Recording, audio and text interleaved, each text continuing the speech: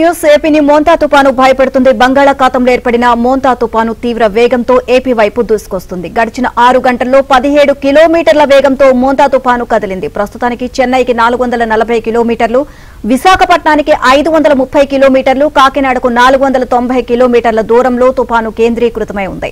పశ్చిమ వాయవ్య దిశగా కదులుతూ రేపు ఉదయానికి తీవ్ర తుపానుగా మారే అవకాశం ఉంది. రేపు కాకినాడ, తుని మధ్య తీరం దాటే అవకాశం ఉందని వాతావరణ శాఖ అధికారులు అంచనా వేస్తున్నారు.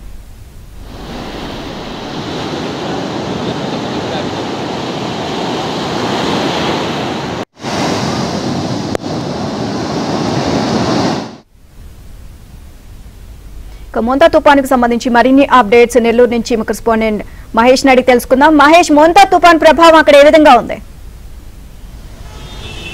నీలిమ, ఉమ్మడి నెల్లూరు జిల్లా వ్యాప్తంగా కూడా ఈ తుఫాను ప్రభావం చాలా తీవ్రంగా ఉంది. ఇప్పటికే జిల్లా మొత్తం కూడా అతలకుతలమైనటువంటి పరిస్థితి. దాదాపు 20 రోజులుగా వర్షాలు ఎడతెరిపి లేకుండా కురుస్తూనే ఉన్నాయి. ఈ వర్షాలతోటి నదులు, ప్రధానంగా పెన్నా నది, కైవల్య నది, కాళంగి, స్వర్ణముఖి నదులన్నీ కూడా పొంగి పొర్లుతూ ఉన్నాయి. వీటితో పాటు కాలువలు, వాగులు, వంకలు అవన్నీ కూడా పొంగి పొర్లుతున్నటువంటి పరిస్థితి ఉంది. మరోవైపు చెరువులన్నీ కూడా నిండు కొండలా తయారయ్యాయి. ఇంకా ఈ తుఫాను తీరం దాటే సమయంలో దీని ప్రభావం ఎక్కువగా ఉంటుందని చెప్తున్నారు. అందులోనూ ఇది చాలా పెద్ద తుఫానుగా అధికారులు చెప్పుకొస్తున్నారు. చాలా అప్రమత్తంగా ఉండాలంటున్నారు. ఈ క్రమంలో అతి భారీ వర్షాలు, అకస్మాత్తుగా వరదలు వస్తే జిల్లాలకు చాలా నష్టం జరుగుతుందని చాలా మంది భయాందోళన వ్యక్తం చేస్తున్నటువంటి పరిస్థితి ఉంది. గతంలో ఇదే విధంగా చివరి క్షణంలో తీరం దాటే సమయంలో అతి భారీ వర్షాల కారణంగా అనేక చెరువులు తెగిపోయినటువంటి పరిస్థితులు జిల్లాలో గతంలో ఉన్నాయి. ఊళ్ళకూళ్ళు కూడా కొట్టుకుపోయాయి. ప్రస్తుతం అయితే ఒక నెల్లూరు జిల్లా, ఉమ్మడి నెల్లూరు జిల్లా మొత్తం కూడా ఒక చిగురుటాకులాగా ఉనికిపోతూ ఉంది. సముద్రంలో అలల ఉధృతి గంట గంటకు కూడా పెరిగిపోతూ ఉంది. ఉవ్వెత్తున అలలు ఎగిసి పడుతూ ఉన్నాయి. మత్స్యకారులు సైతం అలలను చూసి ఎన్నో తుఫాన్లు చూసాము, ఎన్నో విపత్తులు చూసాము, కానీ ఇంత పెద్ద ఎత్తున అలలు రావటం ఎప్పుడు చూడలేదని చెప్పి అలలతో ఆటలాడుకునే మత్స్యకారులే చెప్పుకొస్తున్నారు. మరోవైపు వాళ్ళకి దాదాపు 20 రోజుల నుంచి పనులు లేవు. ఇంకొక 10 రోజుల పాటు చేపలకు వేటకు వెళ్లే పరిస్థితి కూడా ఉండదు. దాంతో ఆర్థికంగా ఇబ్బందులు పడుతున్నామని చెప్పుకొస్తున్నారు. మరోవైపు రైతులు దాదాపు ఉమ్మడి నెల్లూరు జిల్లాలో 1000 హెక్టార్లకు పైగా పంట నీట మునిగింది. వీటిలో వరి, వేరుశెనగ, పెసర, మినుము, పిల్లి పెసర ఇలాంటి పంటలు ఉన్నాయి. ఇవన్నీ కూడా నీట మునగడం జరిగింది. గాలులు వేగంగా వీచే అవకాశం ఉందంటున్నారు. దాదాపు 100 కిలోమీటర్లకు పైగా. అదే కానీ గాలులు ఎక్కువ వేగంతో వీస్తే పండ్ల తోటలకి తీవ్రంగా నష్టం వాటిల్లే ప్రమాదం ఉంది. కొన్ని పండ్లు, ప్రధానంగా నిమ్మ, బత్తాయి ఇలాంటివన్నీ కూడా, మామిడి ఇలాంటివన్నీ కూడా పంటలు చెట్లు కొమ్మలన్నీ విరిగిపోవటము, కాయలన్నీ రాలిపోవడం జరిగే అవకాశం ఉంది. దీంతో ఆయా పండ్ల తోటల రైతులు కూడా ఆందోళన వ్యక్తం చేస్తున్నారు. మరోవైపు చేనేత కార్మికులకి వాతావరణం ఎండగా ఉంటేనే వాళ్ళ పనులు సజావుగా సాగుతాయి.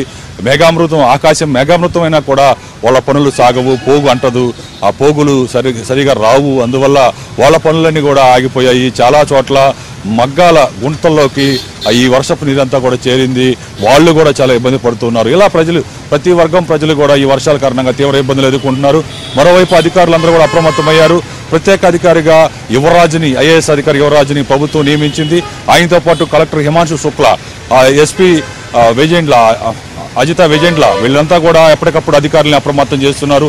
ప్రతి మారుమూల కుగ్రామాలు, ముఖ్యంగా ఎక్కడైతే ముంపుకు గురవుతాయో, మునిగిపోయేదానికి అవకాశం ఉన్నాయో గ్రామాలు, వాటి మీద అధికారులు ఫోకస్ చేశారు.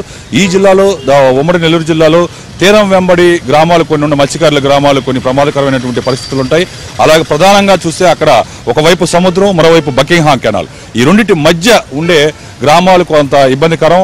బకింగ్హామ్ కెనాల్ కానీ పొంగితే ఇటువైపు రాలేరు, అటువైపు సముద్రం, ఏమీ చేయలేనటువంటి పరిస్థితులు ఉంటాయి. కాబట్టి అటువంటి వాళ్ళందరూ కూడా ఏదైనా మరీ వర్షాలు ఎక్కువైతే ఇమీడియట్గా వాళ్ళందరినీ పునరావాస కేంద్రాలకి తరలించేందుకు వాహనాలతో సహా అన్నీ కూడా సిద్ధం చేశారు. అలాగే కొన్ని పెన్నా పరివాహక ప్రాంతంలోని ఎక్కడైతే కట్టలు వీక్గా ఉన్నాయో, ఏ గ్రామాలు ఉన్నాయో ఆ గ్రామాల్లో కూడా రేషన్ సరుకులు, నిత్యావసర సరుకులు ఇవన్నీ కూడా అక్కడ ముందుగానే ఏర్పాటు చేశారు. ఒకవేళ కనెక్టివిటీ తెగిపోయినా కూడా వాళ్ళకి ఆహార కొరత రాకుండా ముందస్తు చర్యలు చేపట్టడం జరిగింది. రాష్ట్ర ప్రభుత్వం చాలా సీరియస్గా ఈ తుఫాను వల్ల ఎవరికి కూడా ప్రాణ నష్టం జరగకూడదు, ఆస్తి నష్టం జరగకూడదు అనే ఒక లక్ష్యంతో అధికారులందరూ కూడా తీవ్రంగా పనిచేస్తున్నారు. ఇప్పటికే అధికారులు, అలాగే సిబ్బంది, ప్రధానంగా విఆర్ఓ, విఆర్ఏల్ వంటి వాళ్ళంతా కూడా వైద్య సిబ్బంది అంతా కూడా గ్రామాల్లోనే ఉండాలని చెప్పి ఆదేశాలు ఇవ్వడం జరిగింది. వాళ్ళంతా కూడా గ్రామాల్లోనే ఉన్నారు.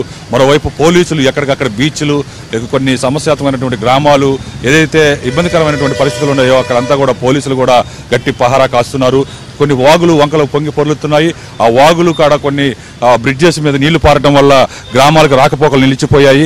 ఎవరు కూడా అటుగా వెళ్లకుండా ప్రమాదాల బారిన పడకుండా 24 అవర్స్ రెవెన్యూ పోలీసు సిబ్బందితోటి అక్కడ కాపలా కాయిస్తున్నారు. మొత్తం మీద ఈ తుఫాన్ అయితే మాత్రం చాలా తీవ్ర నష్టమే చేసింది. ఇప్పటికే దాదాపు కొంతమేర నష్టం జరిగింది. అదే కానీ ఇంకా భారీ వర్షాలు అతి భారీ వర్షాలు కురిస్తే ఇంకా ఉమ్మడి నెల్లూరు జిల్లాకి చాలా తీవ్రమైనటువంటి నష్టాలు చవిచూడక తప్పదు.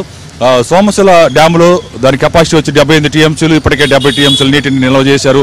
పై ఎత్తు నుంచి దాదాపు 35,000 40,000 క్యూసిక్కుల వాటర్ వస్తూ ఉంది. కింద కూడా అదే రీతిలో 35,000 40,000 కింద కూడా రిలీజ్ చేస్తున్నారు. ఇప్పటికే పెన్నా నది అయితే 2 అంచులు తాకుతూ, అది జీవనది కాదు, ఎప్పుడు ఎండిపోయి కనిపిస్తుంది. కానీ వాళ్ళ రోజున పెద్ద ఒక కృష్ణా గోదావరిని తలపించేలాగా పెన్నా నది ప్రవహిస్తూ ఉన్నటువంటి పరిస్థితి ఉంది. మరోవైపు కండలేరు జలాశయం కూడా 68 టీఎంసీలు అయితే 60 టీఎంసీలు వాటర్ ఉంది. అది కూడా ఎప్పుడు ఏదైనా ఇబ్బంది జరుగుతుందని చెప్పేసి అధికారులు ముందస్తుగా పెద్ద ఎత్తున చర్యలు చేపట్టారు. ఎక్కడ ఎలాంటి అవాంఛనీయ సంఘటన జరగకుండా, ఎలాంటి ఇబ్బందులు రాకుండా ఈ తుఫాను ధీటుగా ఎదుర్కొనేదానికి అధికార యంత్రాంగం అంతా కూడా సిద్ధంగా ఉంది. ఇది పరిస్థితి.